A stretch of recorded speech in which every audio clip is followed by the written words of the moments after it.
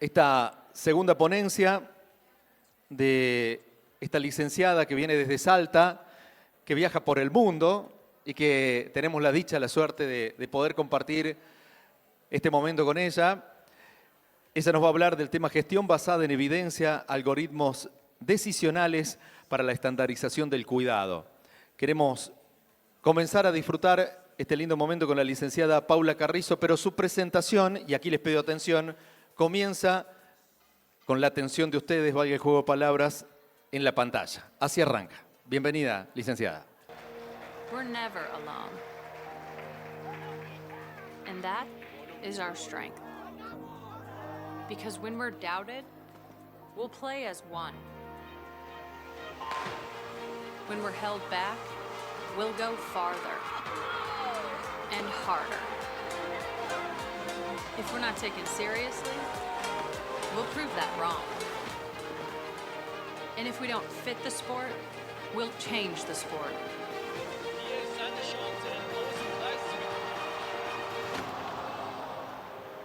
We know things won't always go our way. And the world's sporting events are postponed or cancelled. But whatever it is, we'll find a way. And when things aren't fair, we'll come together for change. We have a responsibility to make this world a better place. And no matter how bad it gets, we will always come back stronger. Because nothing can stop what we can do together.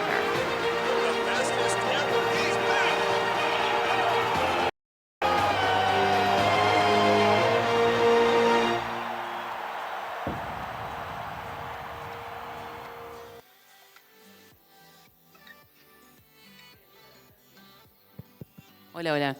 Ahí me escuchan.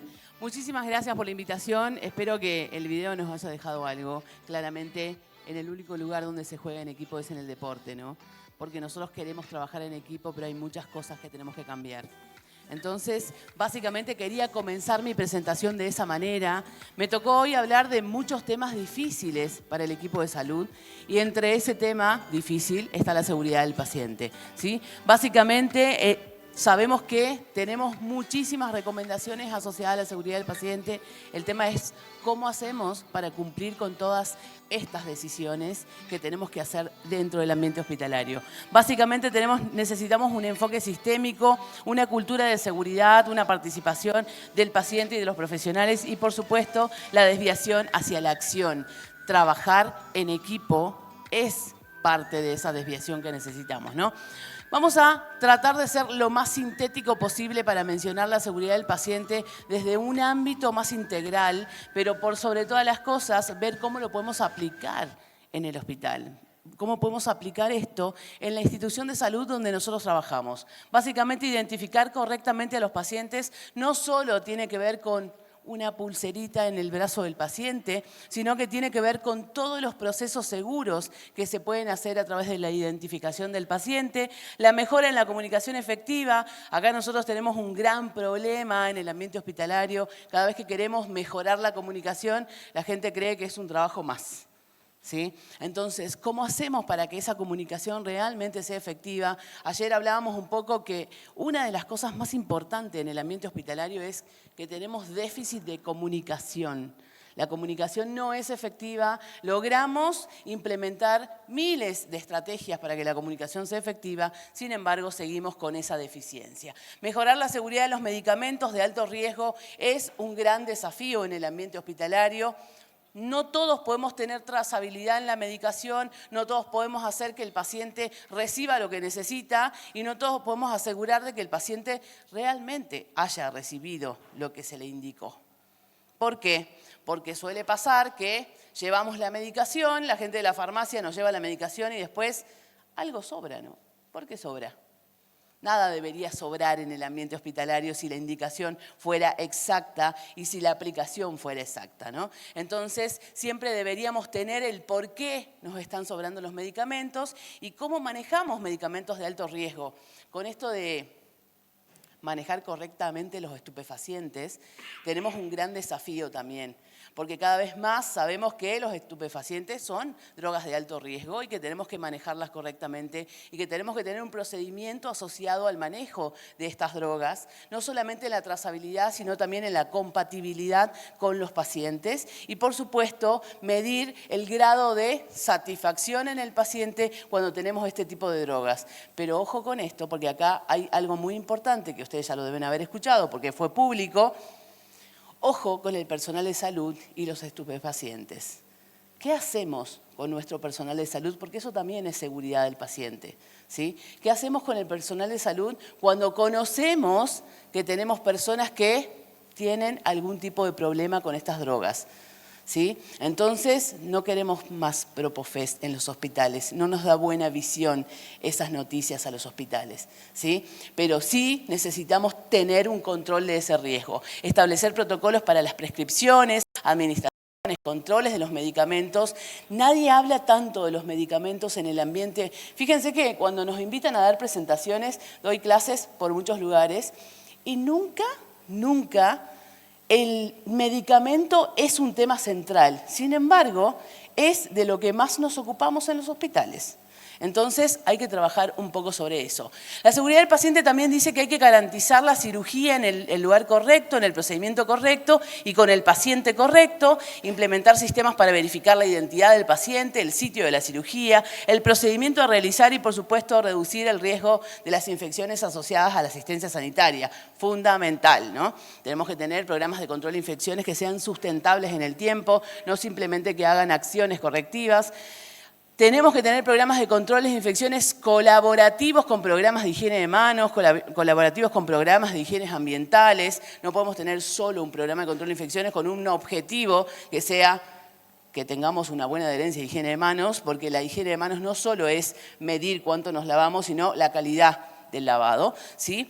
Otra cosa que es muy importante dentro de las infecciones asociadas a la asistencia sanitaria que tenemos que entender que hoy en día son un riesgo para las instituciones de salud, sobre todo privadas, ¿sí? Son un riesgo legal. ¿Por qué? Porque nadie viene al hospital a adquirir una infección asociada a la asistencia sanitaria. Entonces, es muy importante en el ambiente privado, sobre todo, hacer un control estricto sobre estas normas y, por supuesto, llevar los indicadores a quienes toman las decisiones adecuadas. ¿Quiénes son las personas que toman decisiones adecuadas? Son las personas que tienen que decidir cómo vamos a hacer las cosas en este ambiente, ¿sí? ¿Quiénes van a decidir cómo nos van a dar la seguridad adecuada para la atención en los pacientes? Por supuesto, reducir el daño de los pacientes por causa de caídas. Tenemos que tener un procedimiento de caída, sí o sí.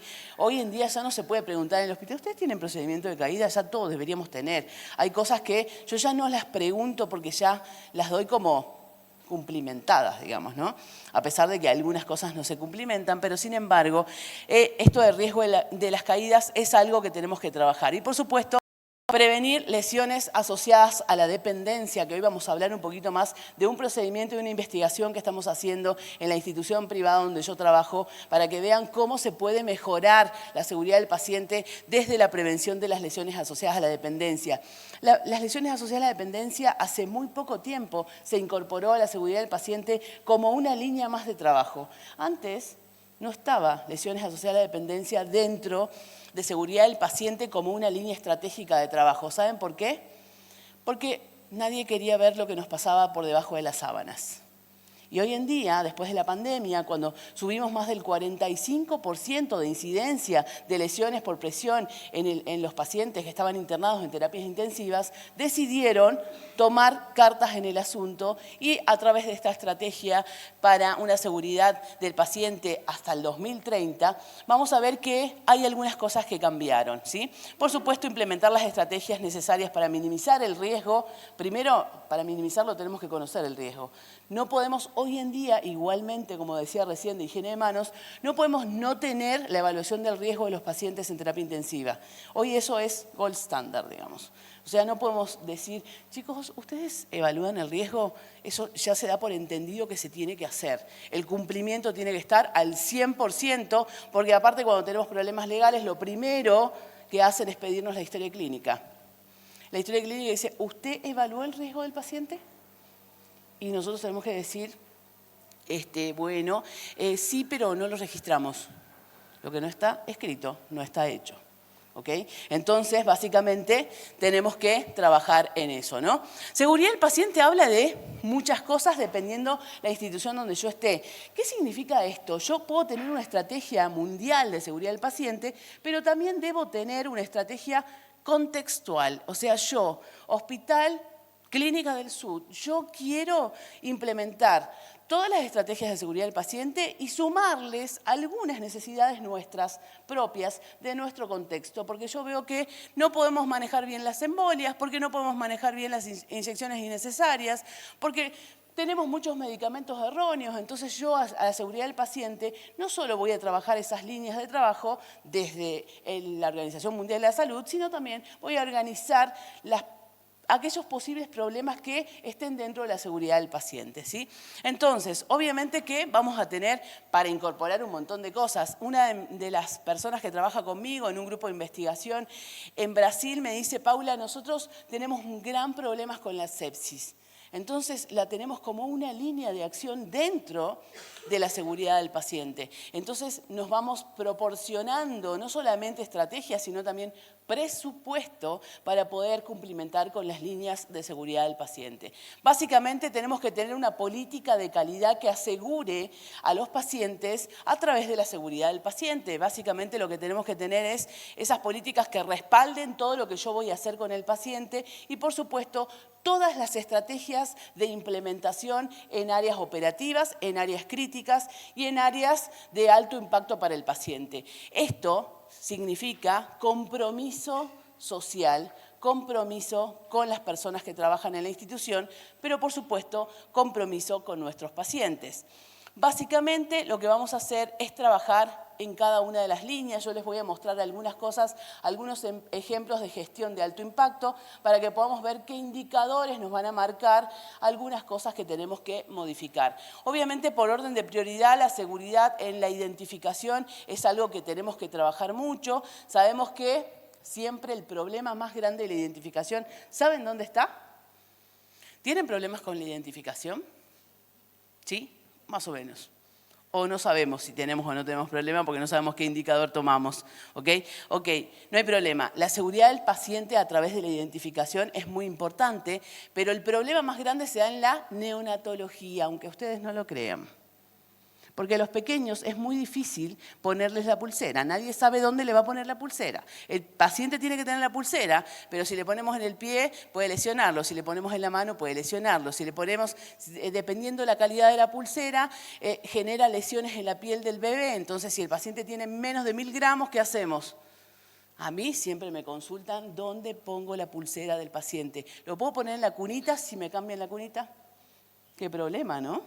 Entonces, tenemos que tener estrategias para todos los pacientes, no solamente para el neonato, sino también para el paciente adulto que se edematiza 3 veces más de lo que estaba. ¿Y qué hacemos?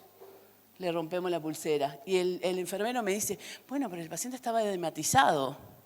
Sí, bueno, pedir una pulsera más grande, pero la pulsera tiene que estar. ¿Qué hacemos? ¿Cuáles son los indicadores que tenemos que tomar? El cumplimiento de la identificación del paciente 100%, no hay chance en esta. Acá no podemos decir no, porque nosotros desde la calidad vamos a medir solo si el 80% de los pacientes están con la identificación adecuada. No hay chance. Ojalá yo no esté dentro de ese 20% que no me identificaron y que me pongan mal la medicación. ¿Ok? Entonces, acá en estas medidas es todo 100%, ¿sí? ¿Cuáles son los indicadores que vamos a tomar? Básicamente el cumplimiento de la pulsera.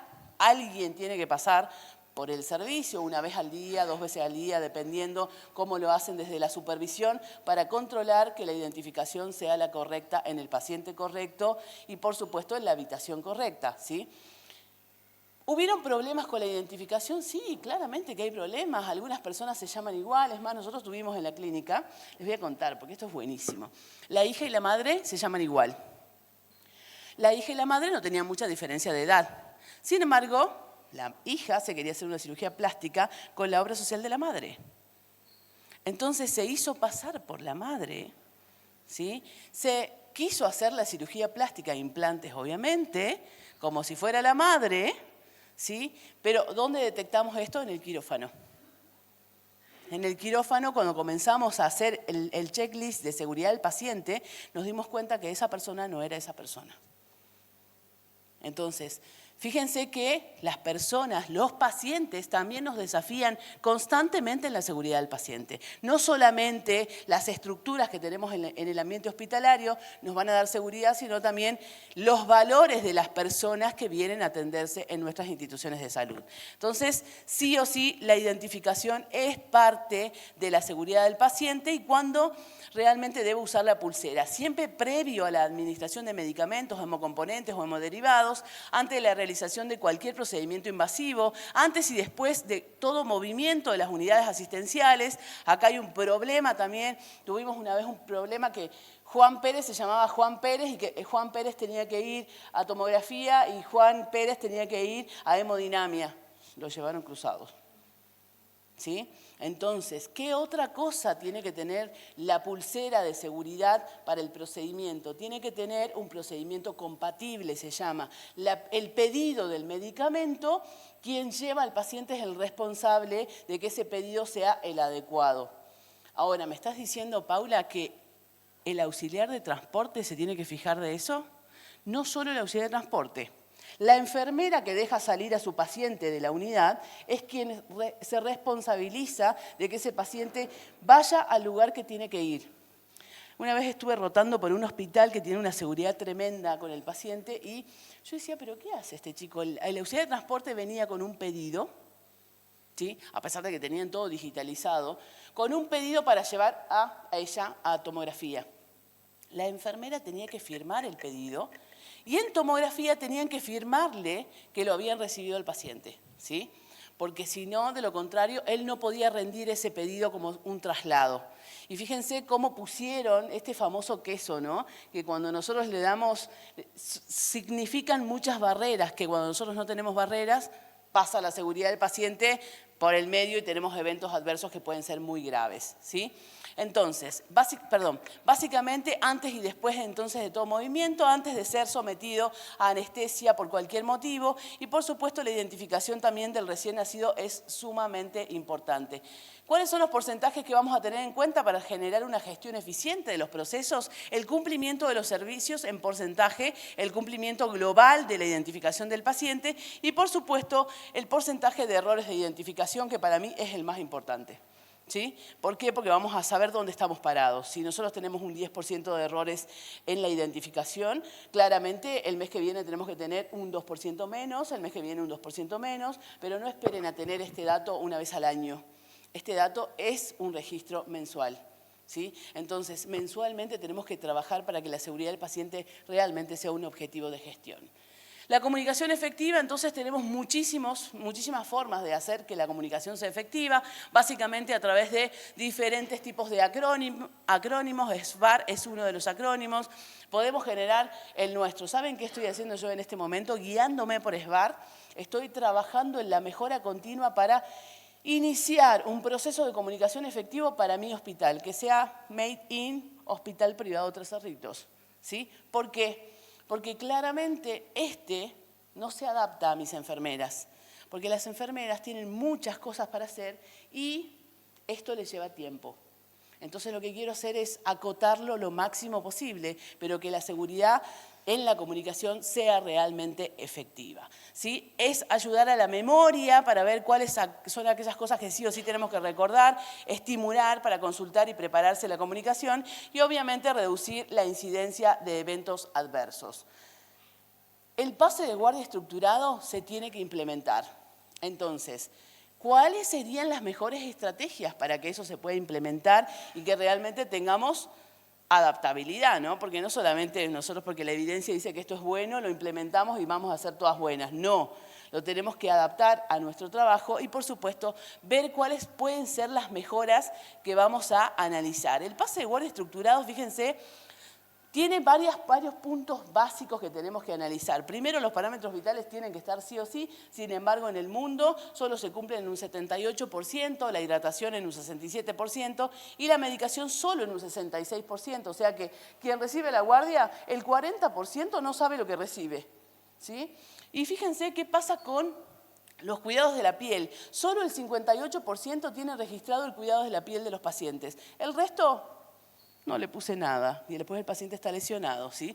Planes de cuidado solo en un 67%, o sea, yo detecto que el paciente tiene una necesidad, y esto hablando un poco desde la formación, yo necesito implementar un plan de cuidado. Para eso estamos formados, para generar planes de cuidado para el paciente. Sin embargo, solo el 67%. Y con respecto a las escalas, y acá hablamos de las escalas básicas, por ejemplo, la evaluación del riesgo, solo el 36% de las personas cumplen con las escalas, ¿sí? No solo la evaluación del riesgo, podemos tener diferentes tipos de implementación de escalas.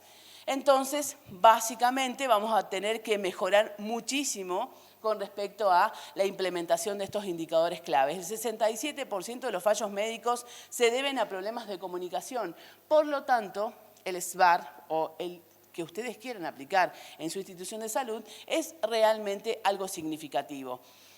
¿Qué dice la NIOSH con respecto a esto, ¿no? Básicamente, considerar un medicamento peligroso, muchas veces nosotros no tenemos en cuenta que hay muchos medicamentos que usamos en el ambiente hospitalario que son realmente peligrosos, como por ejemplo citostáticos, agentes biológicos, antivirales o inmunosupresores. Entonces, estas cosas las estamos usando correctamente, tenemos un procedimiento escrito que diga cómo usarlo, y si no lo tenemos, tenemos que comenzar a trabajar para que esto realmente esté escrito en nuestras instituciones de salud.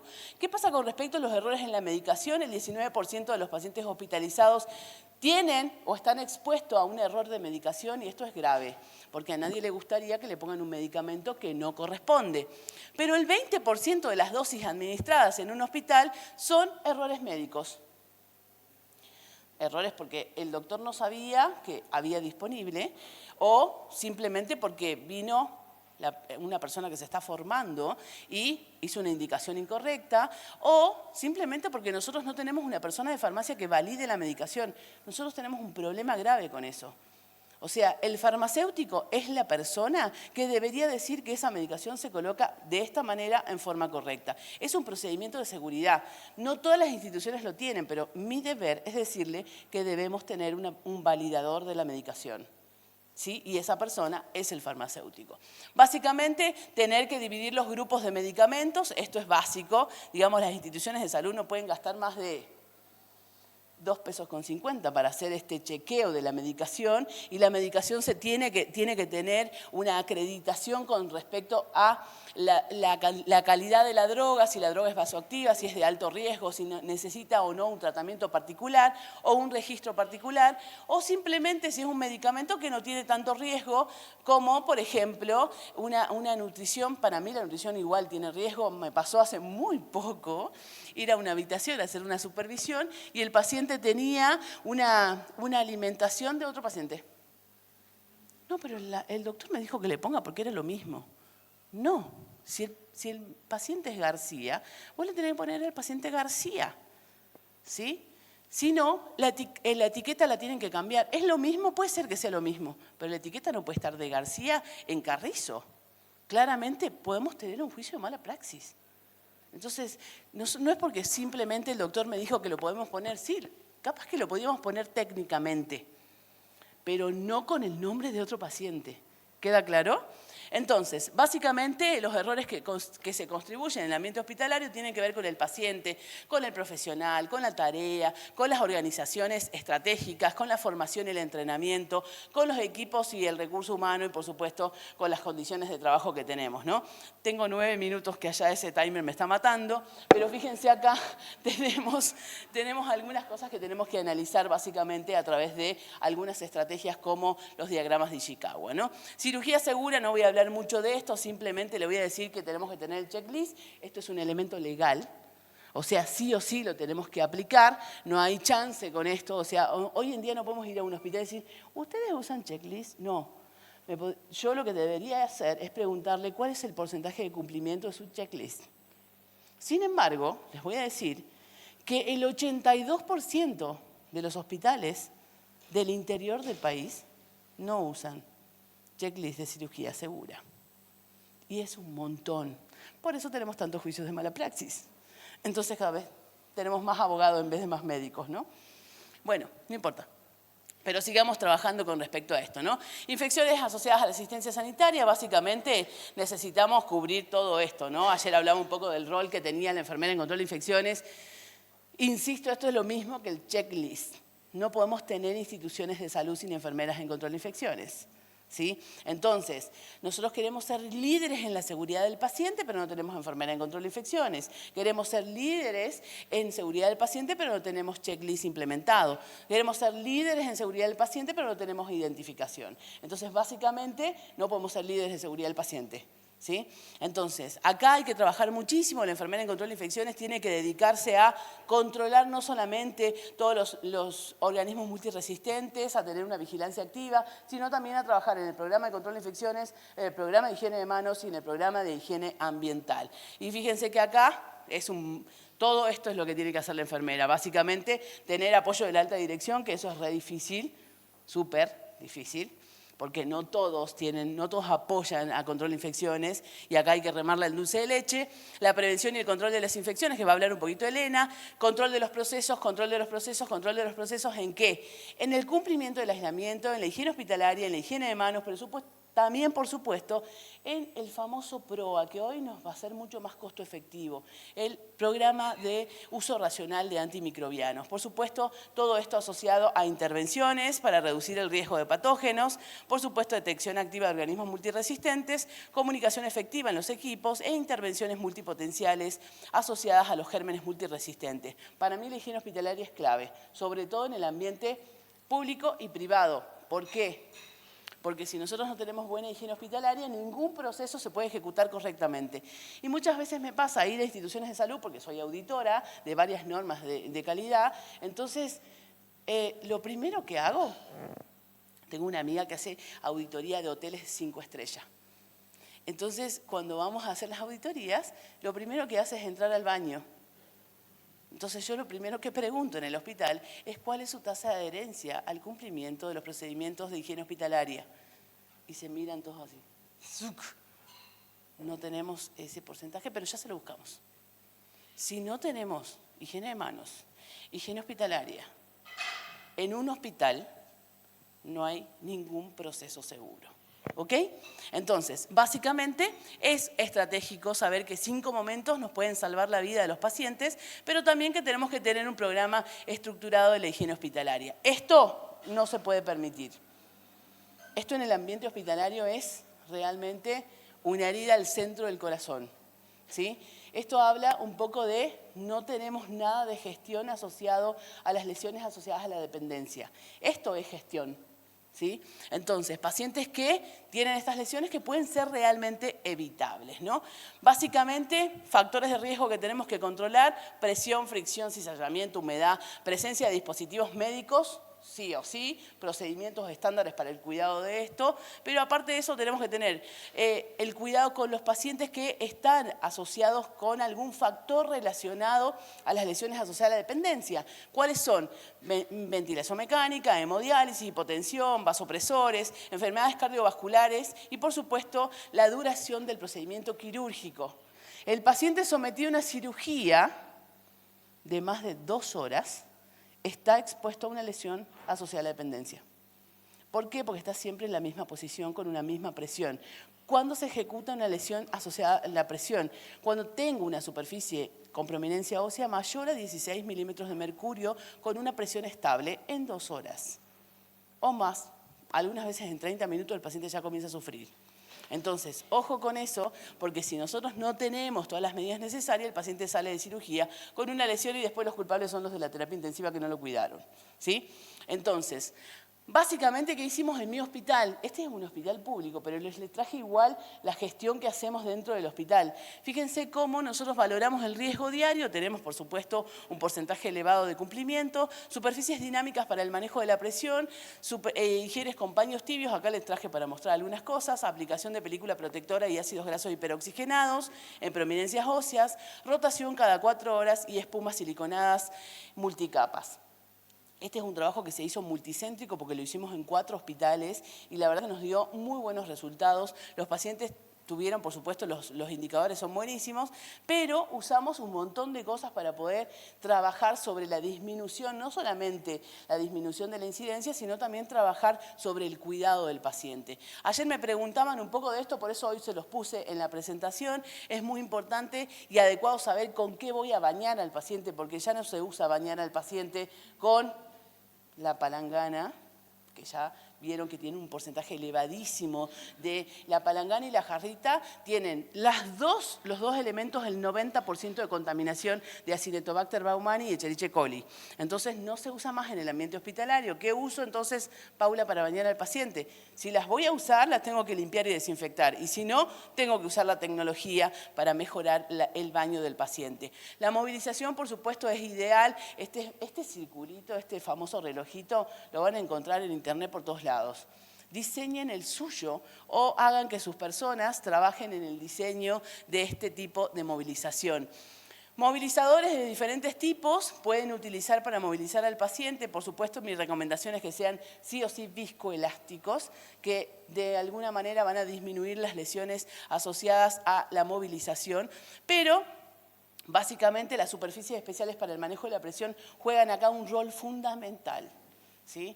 ¿Por qué? Porque nadie se acuerda sobre qué se acuesta el paciente en el hospital. Y ustedes pónganse en el lugar del paciente, 30 días internados en una unidad de pacientes crónicos, 15 días internados en una terapia intensiva, 2 meses, 3 meses, 4 meses. Yo tengo una paciente que cumplió 5 años en el hospital. Ya le hicimos cumpleaños, por supuesto, de todos los años, ¿no?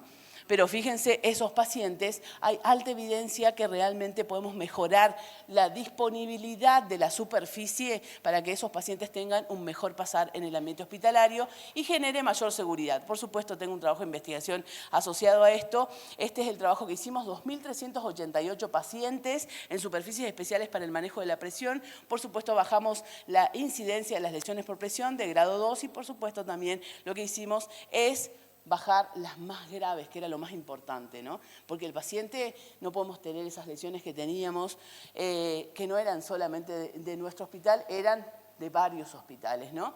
Entonces, ¿qué hicimos? La disminución de la incidencia asociada a la dermatitis.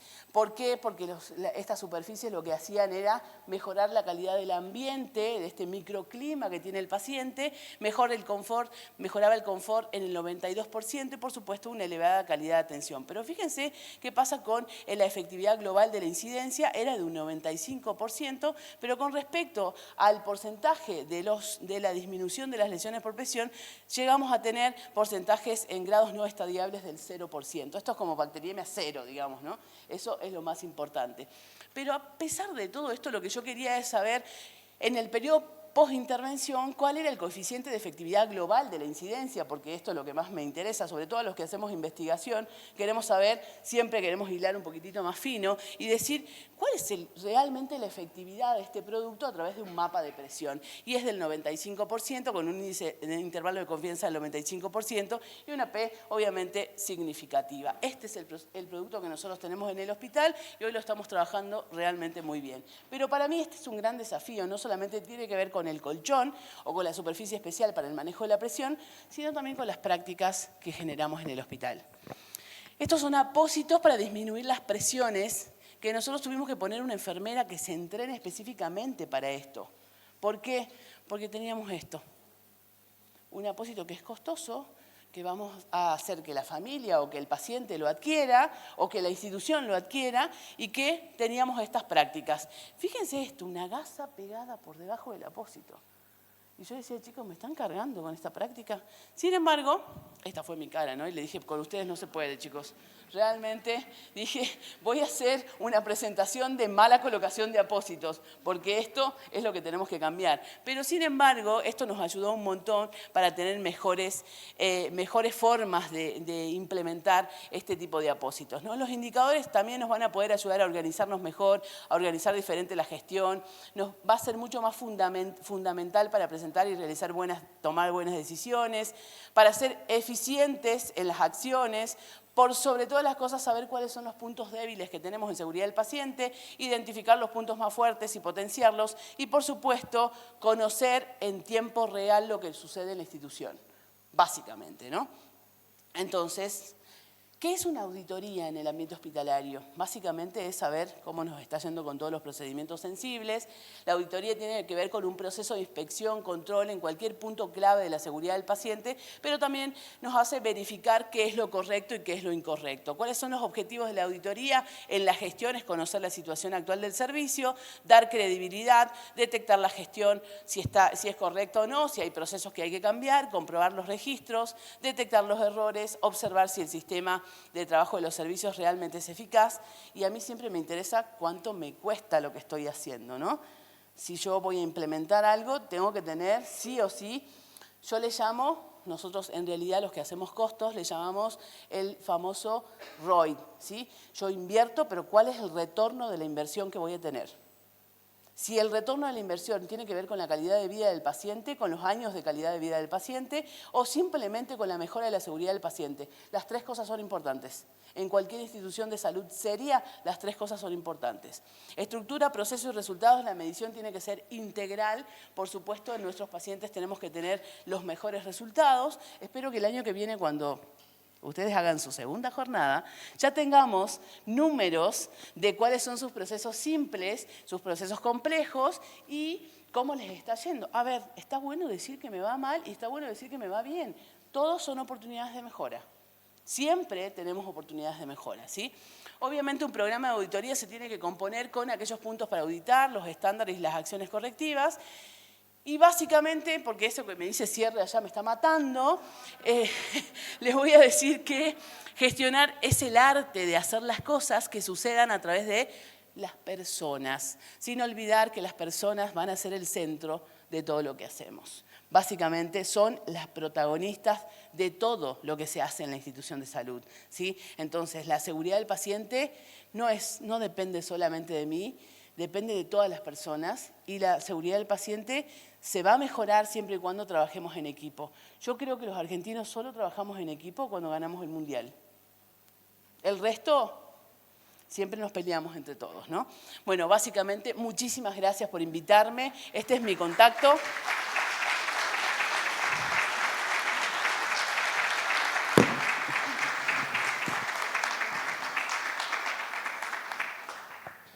Este es mi contacto por si quieren preguntarme algo de la seguridad del paciente, de la prevención de lesiones asociadas a la dependencia, de gestión, de calidad, de seguridad del paciente, de control de infecciones, de lo que ustedes quieran. Acá está, soy una servidora de la salud y por supuesto muy agradecida de estar acá en Río Cuarto. Hace mucho que no venía y la verdad un placer para mí compartir todo con ustedes. Muchas gracias. Fuerte el aplauso. Paula Carrizo nos estuvo acompañando con esta maravillosa propuesta que nos trajo para compartir en esta linda mañana, en esta oportunidad que estamos llevando adelante con esta primera jornada regional de enfermería y haberla tenido, como manifestábamos en el comienzo,